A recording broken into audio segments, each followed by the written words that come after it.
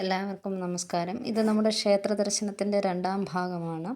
നേരത്തെ തന്നെ നമ്മളൊരു കരിങ്ങാലിമാല മേടിച്ചിട്ട് അത് പൂജിക്കാനായിട്ട് ക്ഷേത്രത്തിൽ പോയത് നമ്മൾ ഉൾപ്പെടുത്തിയിരുന്നു. ഇത് അതിനുശേഷം നമ്മൾ എത്തിയ അമ്പലമാണ്. ഇത് തെങ്ങമം ശ്രീ തോട്ടുവാ ഭരണിക്കാവ് ദേവീക്ഷേത്രം.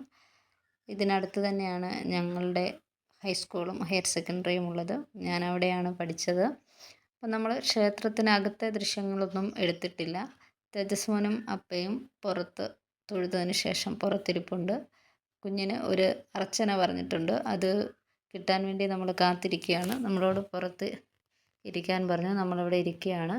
തേജസ്മോന് കാഴ്ചകളൊക്കെ കണ്ടങ്ങനെ ഇരിക്കുകയാണ്. ക്ഷേത്രത്തിൽ വേറെയും ആൾക്കാരുണ്ട്. ദീപാരാധന സമയമായതുകൊണ്ട് അവിടെ വേറെ ആൾക്കാരുണ്ട്. അവരെയൊക്കെ നോക്കി തേജസ്മോൻ അവിടെ ഇങ്ങനെ അപ്പയുടെ കൂടെ ഇരിക്കുകയാണ്. ഇവിടങ്ങളിലെ മിക്കവാറും കല്യാണങ്ങൾ നടക്കുന്ന ക്ഷേത്രം കൂടിയാണിത്. ഞാനും എൻ്റെ കല്യാണവും ഇവിടെ വെച്ചായിരിക്കുമെന്നാണ് കല്യാണം നടക്കുന്നത് വരെ വിചാരിച്ചിരുന്നത്. പക്ഷേ ഞങ്ങളുടെ കല്യാണം 3 മാസം കൊണ്ട് നടന്നതാണ്. പക്ഷേ അതിന് മുന്നേ തന്നെ എൻ്റെ കൂടെ പഠിച്ച ഒരു കൂട്ടുകാരിയുടെ കല്യാണം അവർ 6 മാസങ്ങൾക്ക് മുന്നേ ഡേറ്റ് എടുത്ത് വെച്ചിരുന്നത് കൊണ്ട് നമുക്കിവിടെ അമ്പലം കിട്ടിയില്ല. നമ്മൾ പിന്നെ കടമ്പനാട് മറ്റൊരു ഓഡിറ്റോറിയത്തിൽ വെച്ചാണ് കല്യാണം നടത്തിയത്. അപ്പോൾ അതൊരു വിഷമമാണ്. ഇവിടെ വെച്ച് കല്യാണം നടത്താൻ പറ്റിയില്ലല്ലോ എന്നുള്ള ഒരു വിഷമം ഇപ്പോഴും ഉണ്ട്. തേജസ്മോന് നമ്മൾ പായസവും ഒന്നും പറഞ്ഞിരുന്നില്ല. പക്ഷേ അവിടെ തിരുമേനി കുഞ്ഞിനെ കണ്ട ഉടൻ തന്നെ ഒരു പായസപ്പൊതി എടുത്തുകൊണ്ട് വന്ന് കുഞ്ഞിന് കൊടുത്തു. അതേപോലെ തന്നെ അവിടെ തൊഴാനുണ്ടായിരുന്നവർ അട അവർ നേർച്ചയായി പറഞ്ഞ് അട നിവേദിച്ചിരുന്നു. അവരും കൊണ്ടുവന്ന് അടയും തന്നു. അതേപോലെ തന്നെ തിരുമേനിയും തേജസ്മോന് അട കൊടുത്തു. എന്തായാലും നമ്മൾ പ്രതീക്ഷിക്കാതെ കിട്ടിയതാണ്. ഇത് ദേവി തേജസ്മോന് കൊടുത്തതായിട്ടാണ് ഞങ്ങൾ കരുതുന്നത്.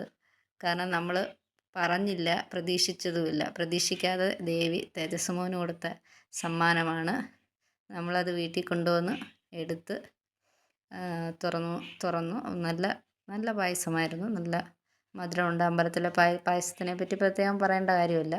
തേജസ്മോൻ കുറച്ചേ കഴിച്ചുള്ളൂ. തേജസ്മോനോട് പായസത്തിനോട് വലിയ താല്പര്യമില്ല. പക്ഷേ അവിടെ നിന്നും കിട്ടിയ ഗണപതി ഹോമവും തന്നിരുന്നു കേട്ടോ. പായസവും അടയും മാത്രമല്ല, ഗണപതി ഹോമവും തേജസ്മോന് തിരുമേനി എടുത്ത് കൊടുത്തിരുന്നു. അപ്പോൾ ഇന്ന് അമ്പലത്തിൽ പോയപ്പോൾ ദേവി പൂർണ്ണമായിട്ടും തേജസ്മോനെ കനിഞ്ഞ് അനുഗ്രഹിച്ചിട്ടുണ്ട്.